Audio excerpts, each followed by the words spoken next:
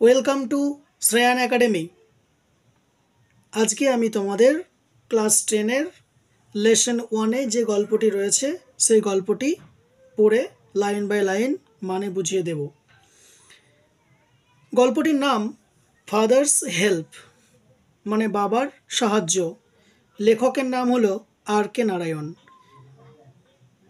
আর কে নারায়ণের পুরো নাম হলো আর মানে হচ্ছে রশিপুরম, কে মানে হচ্ছে কৃষ্ণস্বামী, নারায়ণ। প্রথমেই আমরা তার সম্পর্কে একটু জেনে নিই। আর K Narayan 1906 to 2001।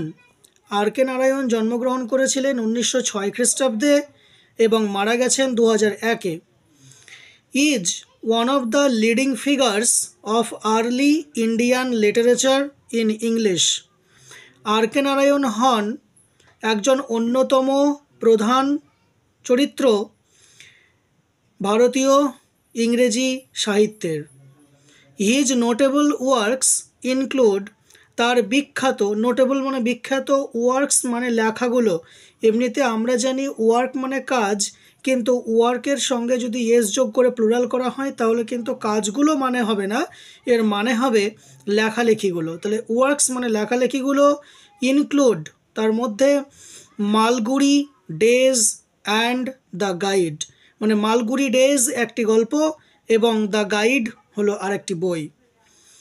He was awarded the সাহিত্য academy award in 1958 for the guide. তিনি এই গাইড বইটির জন্য 1958 খ্রিস্টাব্দে সাহিত্য একাডেমি পুরস্কার পেয়েছিলেন।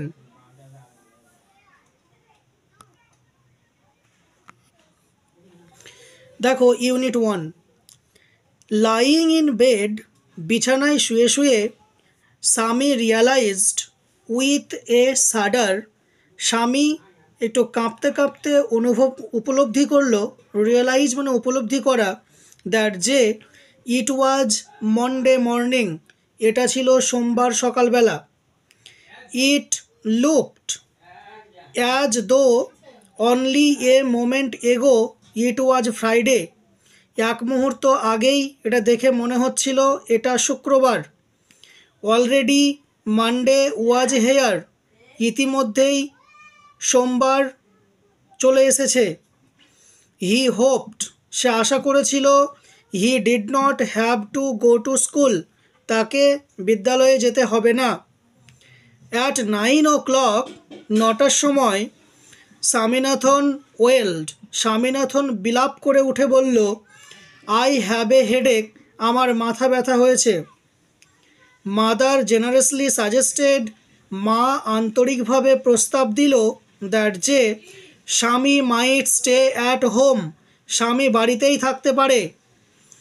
অ্যাট 9:30, 9:30 সময়, মানে সকাল 9:30 সময়, when he ought to have been in the school prayer hall, যখন তার স্কুলের প্রার্থনার ঘরে থাকার কথা ছিল বা থাকা উচিত ছিল। ওয়াট টু মানে হচ্ছে শুড বা উচিত থাকা।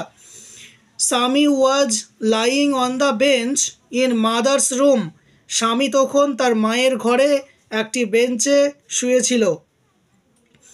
ফাদার আস্কড হিম, বাবা তাকে জিজ্ঞেস করলেন, have you no school today, আজকে তোর স্কুল নেই? হেডেক, মাথা ব্যথা। স্বামী রিপ্লাইড, স্বামী উত্তর দিল, ননসেন্স, বাজে কথা। ড্রেস আপ অ্যান্ড গো, তাড়াতাড়ি জামা কাপড় পরে নাও এবং চলে যাও। হেডেক, মাথা ব্যথা।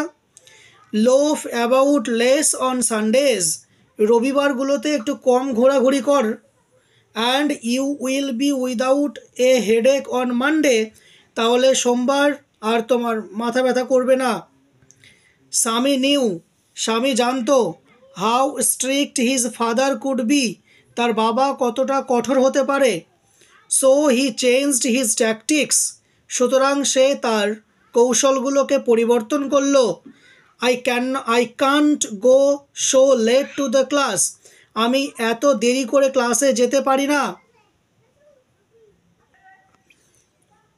পরের পাতায় দেখো, ইউ উইল হ্যাভ টু, তোমাকে যেতেই হবে। It is your own fault, এটা তোমার নিজের দোষ। What will the teacher think if I go so late, শিক্ষক মশাই কী ভাববেন যদি আমি এত দেরি করে যাই? স্বামীনাথন বলল, টেল হিম, ওনাকে বলবে, ইউ হ্যাড এ হেডেক, তোমার মাথায় ব্যথা করছিল, অ্যান্ড সো আর লেট, এবং সেই জন্য দেরি হয়েছে। He will scold me if I say so, তিনি আমাকে বকবেন আমি যদি তা বলি। স্বামীনাথন বলল এটা। উইল হি, সে কি বকবে? লেট আস সি, চলো দেখা যাক। হোয়াট ইজ হিজ নেম, তার নাম কি? স্যামুয়েল, স্যামুয়েল তার নাম। Does he always scold the students, তিনি কি সর্বদাই ছাত্রদের বকাবকি করেন? He is a very angry man, তিনি হন একজন খুবই রাগী মানুষ। He is specially angry with boys, তিনি বিশেষ করে সেই সব ছেলেদের প্রতি বেশি রেগে যান হু কাম ইন লেট, যারা দেরি করে আসে। I would not like to go late to Samuel's class, আমি স্যামুয়েল স্যারের ক্লাসে এত দেরি করে যেতে পারবো না। If he is so angry, যদি তিনি এতই রাগী, why not tell your headmaster about it, কেন তোমরা এটা সম্পর্কে হেডমাস্টারকে বলো না? দেশে তারা বলে দ্যাট যে even the headmaster is afraid of him, এমনকি প্রধান শিক্ষকও তাকে দেখে ভয় পায়। এরপরে ওয়ার্ড নেক্সট আছে, আশা করি তোমাদের এতটুকু বুঝতে কোনো অসুবিধা নেই। এরপরে যে ওয়ার্ড নেক্সট আছে সেগুলো একবার দেখে নেব। সাডার, সাডার মানে এমনিতে আমরা জানি কাঁপা, কি আছে দেখো ইংরেজিতে, shaking of body caused by fear, মানে ভয়ের দ্বারা মানে বডি শরীর কেঁপে যাওয়া।